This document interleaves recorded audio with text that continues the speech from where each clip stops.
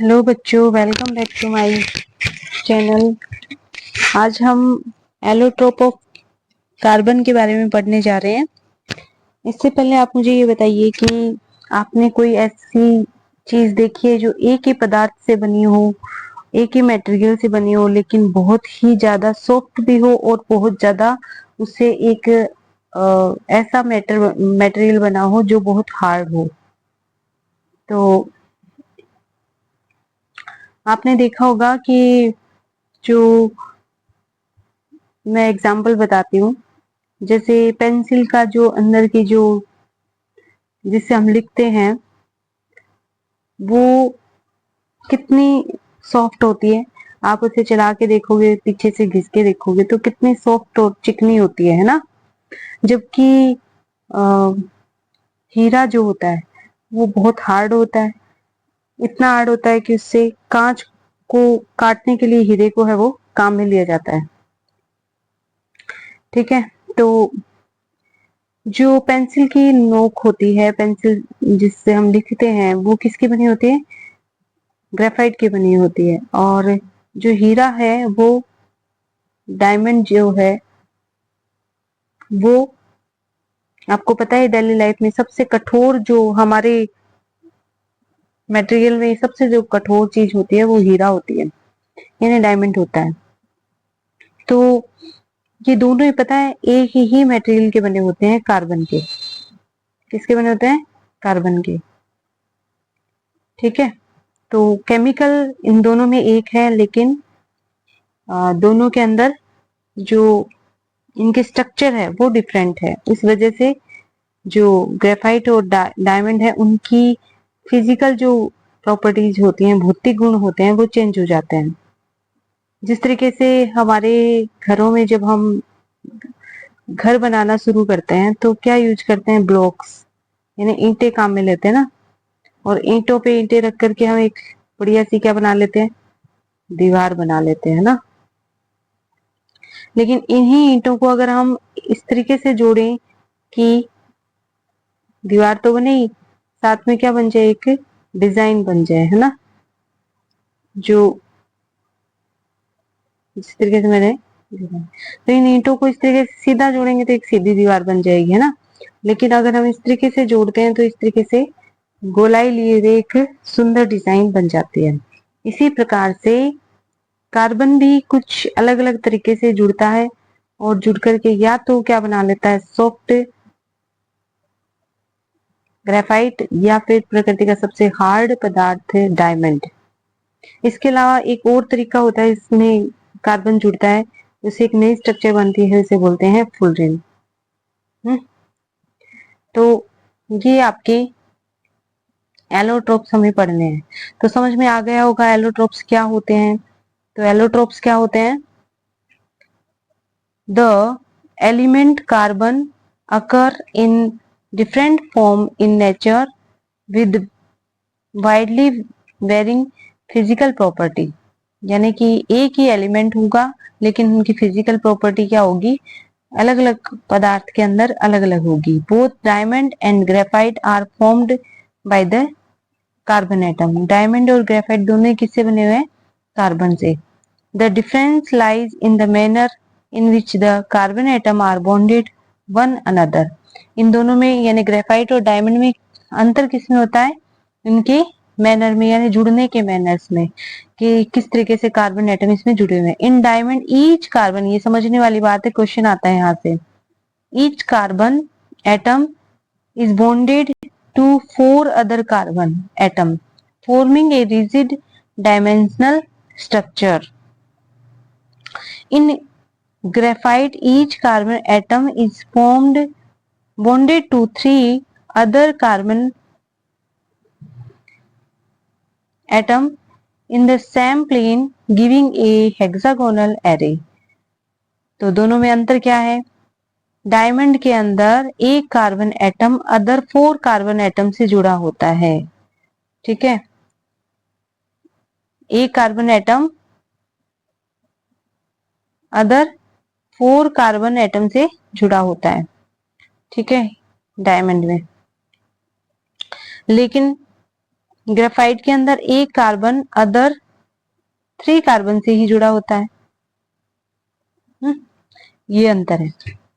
तो आपको पता है कार्बन की वैलेंसी कितनी होती है? कल पढ़ा था हमने, इलेक्ट्रॉन डॉट स्ट्रक्चर बनाई थी। कार्बन की वैलेंसी कितनी होती है? 4 होती है। अब यहाँ पे चारों वैलेंसी बॉन्ड बनाने में काम आ गई है ना, चारों इलेक्ट्रॉन है वो कोवलेंट बॉन्ड बनाने में काम में आ गए हैं। लेकिन इसके अंदर क्या हुआ, एक इलेक्ट्रॉन यहाँ काम में आ गया, एक यहाँ काम में आ गया और एक यहाँ आ गया, लेकिन ये इलेक्ट्रॉन क्या है?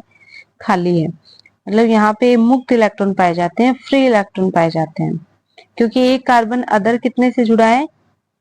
3 कार्बन से ही जुड़ा है, जबकि यहाँ पे एक कार्बन अदर 4 कार्बन से जुड़ जाता है।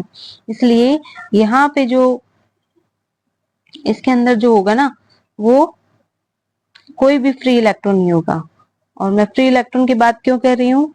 क्योंकि किसी भी मटेरियल में अगर फ्री इलेक्ट्रॉन पाए जाते हैं ना, तो वो इलेक्ट्रिसिटी कंडक्ट करता है। तो आप समझ में आ गई होगी, इलेक्ट्रिसिटी कौन कंडक्ट करेगा? ग्रेफाइट करेगा कि डायमंड करेगा? ठीक है, और दोनों में से एक तो करेगा ही, तो दोनों में से एक क्यों करेगा, ये आपको कमेंट बॉक्स में बताना है। ठीक है, तो यहाँ आगे पढ़ते हैं हम। One of this bond is double bond and thus the valency of carbon is satisfied. Graphite structure is formed by the hexagonal array being placed in the layer are above the other. यहाँ पे इस तरीके से जो graphite की structure होती है वो ऐसी होती है, और यहाँ पे हेक्सागोनल स्ट्रक्चर बना करके ग्रेफाइट में लेयर्ड स्ट्रक्चर बनती है, यानी बहुत सारी हेक्सागोनल स्ट्रक्चर होती है इस तरीके से, इस तरीके से। ठीक है, ये एक लेयर बन गई अपर लेयर, एक नीचे और लेयर बनेगी।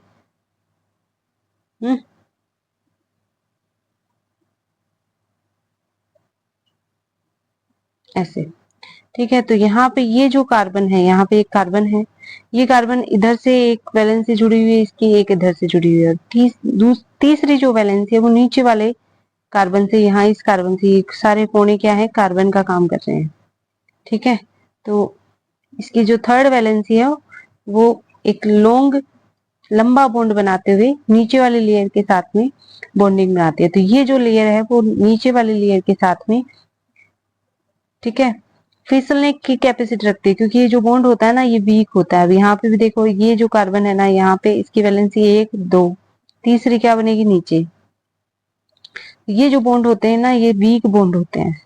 ठीक है, इस वजह से ये ग्रेफाइट क्या होता है? स्लीपरी नेचर का होता है, क्योंकि इसमें परतें बनती है और ये परतें एक दूसरे के ऊपर क्या होती रहती हैं? स्लिप होती रहती हैं।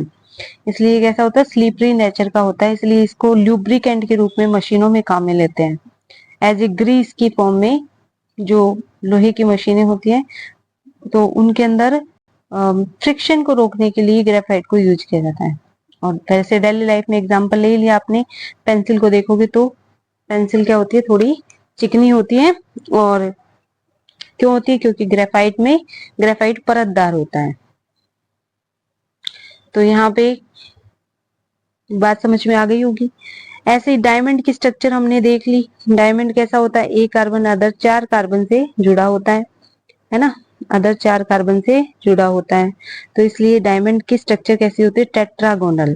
कैसी होते हैं? टेट्रागोनल होती है। ये देखो, इसमें कार्बन के पास कोई फ्री इलेक्ट्रॉन नहीं है। आगे पढ़ते हैं।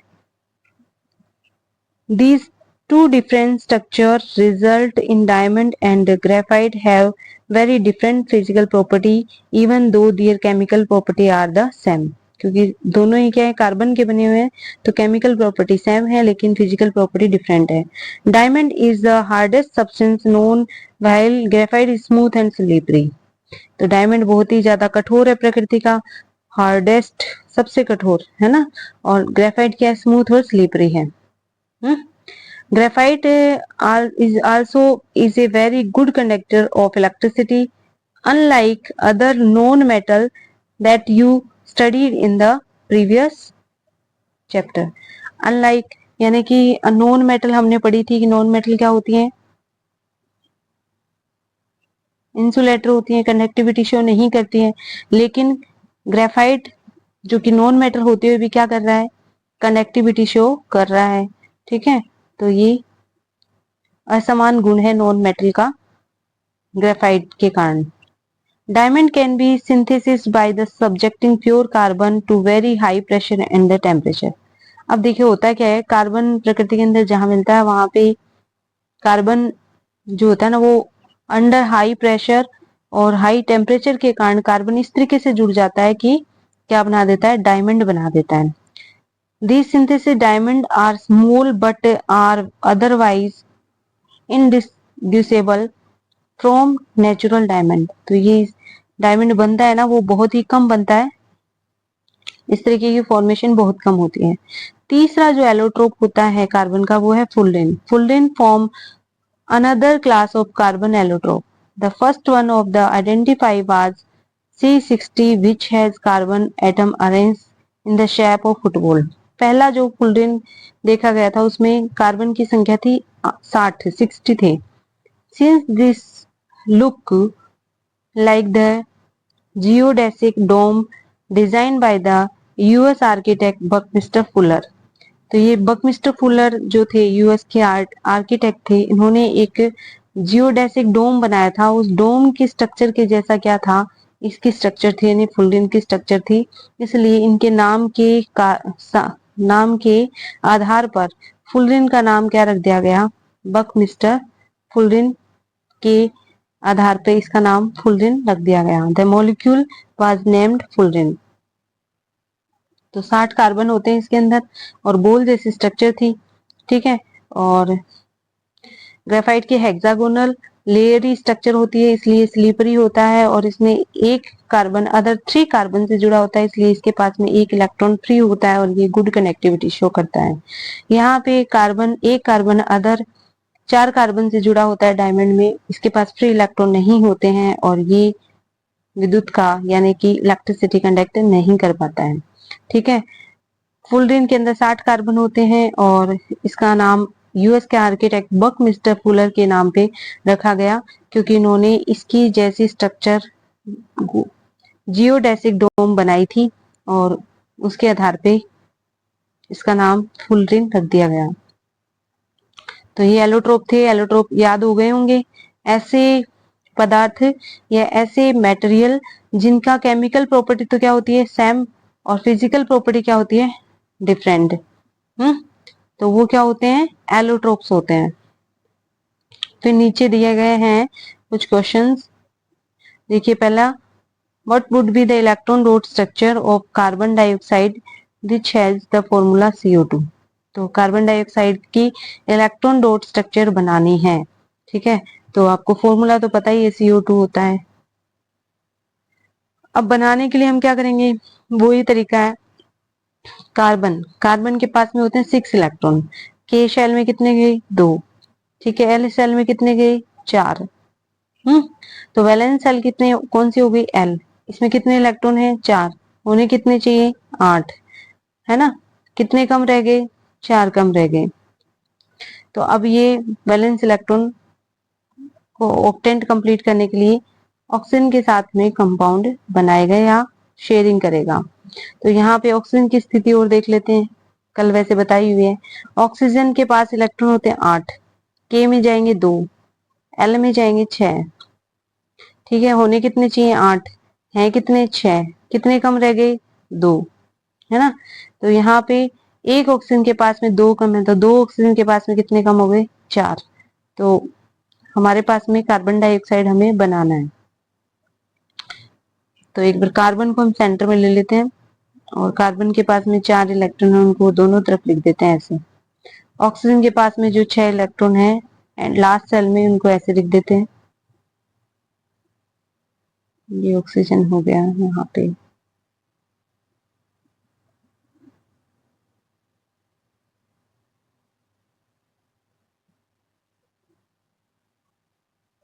इस तरीके से कार्बन डाइऑक्साइड की फॉर्मेशन करेंगे हम। इनको अंदर लेना है अपने को। तो यहाँ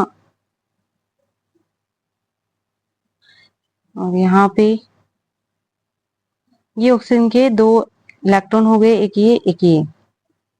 यहाँ पे इस ऑक्सीजन का एक ये कार्बन के 4 हैं, 1 2 3 4। ठीक है, इस तरीके से कार्बन डाइऑक्साइड की फॉर्मेशन होती है। और कार्बन डाइऑक्साइड में कितने बॉन्ड बन जाएंगे? 2 इधर बन जाएंगे ऑक्सीजन के साथ और 2 इधर बन जाएंगे। समझ में आ गई बात? इस तरीके से कार्बन डाइऑक्साइड में कितने डबल बॉन्ड होते हैं? कितने डबल बॉन्ड होते हैं? डबल बॉन्ड 2 होते हैं। उसके बाद में यहाँ पे what would be the electron row structure of molecule of sulfur which is made up of 8 atom of sulfur। तो यहाँ पे वापस इलेक्ट्रॉन रोड स्ट्रक्चर पूछेगी सल्फर की। तो सल्फर है ना S8 मॉलिक्यूल के रूप में रहता है, यानी सल्फर का एक अणु होता है ना, उसमें सल्फर के 8 परमाणु होते हैं, यानी एटम होते हैं। एक मॉलिक्यूल ऑफ सल्फर में 8 परमाणु ऑफ 8 एटम ऑफ सल्फर होते हैं। तो सल्फर की कंडीशन ये है कि सल्फर के पास में होते हैं 16 इलेक्ट्रॉन। ठीक है, के शेल में चले जाएंगे 2। ठीक है, एल शेल में कितने चले जाएंगे? 8। अब बचे कितने इसके पास में? 8, है ना। एम सेल में कितने बचे?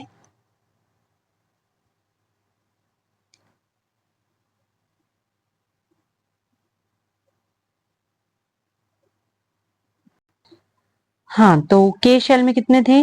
2। एल सेल में कितने गए? 8। एम सेल में कितने आ जाएंगे? 6। इसका मतलब यहाँ पे वैलेंस सेल हो गई एम और इसमें 6 इलेक्ट्रॉन है। कितने की रिक्वायरमेंट है? 2 इलेक्ट्रॉन की रिक्वायरमेंट है। तो यहाँ पे प्रत्येक एक जो सल्फर होगा ना, वो दोनों तरफ अदर 2 सल्फर के साथ में बॉन्डिंग करेगा इस तरीके से।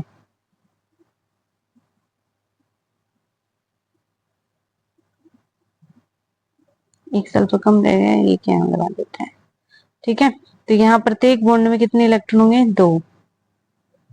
बाकी सल्फर के पास में कितने होते हैं? 6 होते हैं। तो ऊपर नीचे ये 4 हो जाएंगे और एक इधर आ गया और एक इधर आ गया। तो इस तरीके से प्रत्येक सल्फर इस तरीके से बॉन्डिंग करेगा।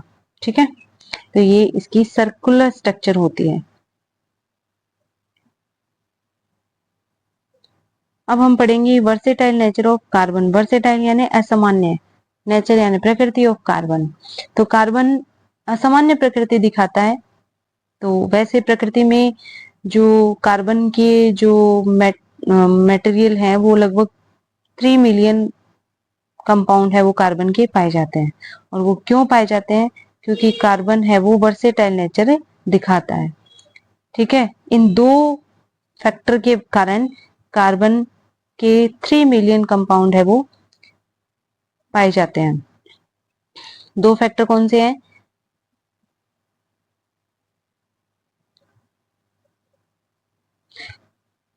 जो कार्बन दिखाता है वो प्रॉपर्टी अदर एलिमेंट नहीं दिखाते। पहला है carbon has unique ability to form bond with other atom. दूसरे एटम के साथ में जुड़ने की कैपेसिटी होती है। Carbon giving rise to large molecule, बड़े बड़े मॉलिक्यूल कार्बन है वो बनाता है जुड़ करके आपस में। This property is called catenation. इस प्रॉपर्टी को क्या बोलेंगे? कैटिनेशन बोलते हैं। ठीक है, तो ये पूछी जाती है कैटिनेशन क्या होती है। कार्बन है वो कार्बन के साथ में जुड़ करके लार्ज मॉलिक्यूल बना लेता है और इसे क्या बोलते हैं? कैटिनेशन, यानी बड़े बड़े चेन जैसी स्ट्रक्चर बना लेता है, बड़े बड़े कंपाउंड बना लेता है। वैसे सिलिकॉन भी बनाता है बड़े बड़े कंपाउंड, लेकिन सिलिकॉन होता है ना वो थोड़े कम बना पाता है, मतलब छोटी चेन बनाता है। तो कार्बन के पास में ये जो प्रॉपर्टी होती है इसे क्या बोलते हैं? Catenation property. These compound may have long chain of chains, branched chain of carbon or even carbon atoms arranged in the. In addition, carbon atom may be linked by single, double and the triple bond. Carbon carbon के साथ में single, double bond और triple bond से जुड़ सकता है। इस तरीके से, ठीक है। तो कार्बन डबल, सिंगल, डबल और ट्रिपल बॉन्ड बनाता है। Compound of carbon which are linked by only single bond between the carbon atom are called saturated compound. Compound of carbon having double and triple bond between the carbon atom are called unsaturated compound. तो ये दोनों ही definition काम की है, एक तो हो गया सैचुरेटेड और एक हो गया अनसैचुरेटेड, ठीक है। तो यहाँ पे आपको ध्यान होना चाहिए कि जब कार्बन कार्बन से सिंगल बॉन्ड बनाता है तो ये क्या है, सैचुरेटेड ऑर्गेनिक कंपाउंड यानी कार्बनिक कंपाउंड, और जब डबल बॉन्ड से जुड़ करके कोई कंपाउंड बनाता है ये है अनसैचुरेटेड, और ट्रिपल बॉन्ड से जुड़ेगा तब भी क्या है, अनसैचुरेटेड, ठीक है। तो इस तरीके से ये बोला गया है, तो ये ध्यान रखना आपको डेफिनेशन इनकी सैचुरेटेड और अनसैचुरेटेड की। No other element exhibited the property of the catenation to the scene in the carbon compound. जो कार्बन कंपाउंड में कैटिनेशन की प्रॉपर्टी होती है ना वो दूसरे में नहीं होती है, थोड़ी बहुत सिलिकॉन में होती है, लेकिन ये भी हाइड्रोजन के साथ में जुड़ करके नए नए कंपाउंड बनाता है, लेकिन 7 से 8 एटम से ज्यादा इस सिलिकॉन के अंदर भी नहीं होते हैं एटम्स। तो लेकिन कार्बन है ना वो 20-25 100 कार्बन भी जुड़ करके आपस में कंपाउंड बना लेते हैं। Carbon carbon bond is very strong and the hence stable. तो ये सिलिकॉन वाले जो बॉन्ड होते हैं आपस में जुड़ने वाले, ये स्टेबल भी नहीं होते हैं, मजबूत भी नहीं होते हैं, और कार्बन कार्बन बॉन्ड है वो बहुत ज्यादा क्या होते हैं, स्ट्रॉन्ग होते हैं। अब ये मजबूत नहीं होते हैं, रिएक्टिव ज्यादा होते हैं सिलिकॉन वाले। कार्बन बॉन्ड मजबूत होते हैं तो रिएक्टिविटी क्या होती है इनकी, कम। This gives the large number of the compound with many carbon atom linked with each other. तो ये कैटिनेशन की प्रॉपर्टी थी जो हमने पढ़ ली है। उसके बाद में दूसरी प्रॉपर्टी है कार्बन की, since carbon has valency of 4, tetravalent होता है। कार्बन की वैलेंसी क्या होती है, 4, बहुत बहुत इंपॉर्टेंट लाइन है। It is capable of bonding for other carbon, other atom of carbon और atom of some other monovalent element. ये है ना, कार्बन कार्बन से भी जुड़ सकता है और दूसरे एलिमेंट के साथ में भी जुड़ सकता है। Compound of carbon are formed with oxygen, hydrogen, nitrogen, sulphur, chlorine, सबके साथ जुड़ करके नए नए कंपाउंड बनाता है। Compound with specific property which depend on the elements other than the carbon present in the molecule. तो ये कुछ प्रॉपर्टी चेंज हो जाती है इन एलिमेंट्स के कारण कंपाउंड्स में। Again the bond that carbon bond form with most other element are very strong, making these compound exceptional stable। तो कार्बन के अंदर जो बॉन्ड होते हैं वो इसको क्या बनाते हैं, स्टेबल बनाते हैं। One reason for the formation of strong bond of carbon is its small size. This enable the nucleus to hold the share pair of the electron strongly. The bond formed by element having larger atoms are much weaker। तो ये कह रहा है कि carbon carbon जो bond होता है ना वो स्ट्रॉन्ग क्यों होता है, क्योंकि एक तो कार्बन की साइज छोटी होती है। देखो इसमें K और L दो ही सेल हैं, ठीक है। तो यहाँ जो इलेक्ट्रॉन बॉन्डेड होंगे वो ज्यादा न्यूक्लियस के क्या रहेंगे, पास रहेंगे, छोटी साइज होने के कारण, ठीक है। तो ज्यादा न्यूक्लियस के पास रहेंगे तो न्यूक्लियस में कौन होते हैं, प्रोटॉन होते हैं, ठीक है। प्रोटॉन पे पॉजिटिव चार्ज होता है, इलेक्ट्रॉन पे क्या होता है, नेगेटिव चार्ज। तो यहाँ इलेक्ट्रॉन है बॉन्ड के अंदर, ये इलेक्ट्रॉन है वो प्रोटॉन से क्या रहते हैं, आकर्षित रहते हैं, यानी कि ये इसको आकर्षित करता रहता है। तो इस वजह से ये बॉन्ड क्या होते हैं, स्ट्रॉन्ग होते हैं। लेकिन अगर कार्बन के साथ में बड़े एलिमेंट जैसे क्लोरीन जैसे एलिमेंट है वो अगर बॉन्ड बना लेते हैं तो ये बॉन्ड क्या होते हैं, वीक, क्योंकि इनका साइज बड़ा होता है। तो ये इलेक्ट्रॉन जो बॉन्ड के होंगे ना वो ज्यादा क्या रहेंगे, दूर रहेंगे न्यूक्लियस से। तो ये बॉन्ड आसानी से क्या है, मतलब ये बॉन्ड लेंथ ज्यादा होती है तो इलेक्ट्रॉन भी बीच में होते हैं, तो ये बॉन्ड लेंथ आसानी से बॉन्ड टूट जाता है, ठीक है। तो कारण क्या है, कार्बन के यौगिकों का, कंपाउंड्स का स्टेबल होने का, कार्बन की छोटी साइज, कार्बन की छोटी साइज के कारण कार्बन कार्बन जो बॉन्ड होता है वो क्या होता है, मजबूत होता है। तो आज हम इतना ही पढ़ेंगे।